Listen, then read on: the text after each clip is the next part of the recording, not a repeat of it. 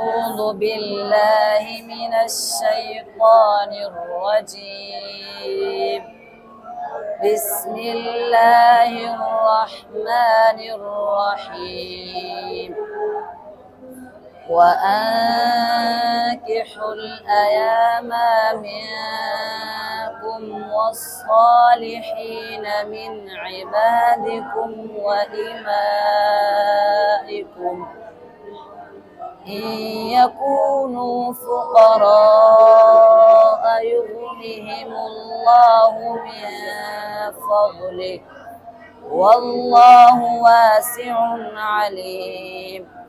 وليستعفف الذين لا يجدون نكاحا حتى يغنيهم الله من فضله والذين يبتغون الكتاب مما ملكت أيمانكم فكاتبوهم إن علمتم فيهم خيرا وآتوهم مما لله الذي آتاكم ولا تكرهوا فتياتكم على البغاء إن أردنا تحسنا لتبتغوا عرض الحياة الدنيا ومن يكرهن فإن الله من بعد إكراههن غفور رحيم.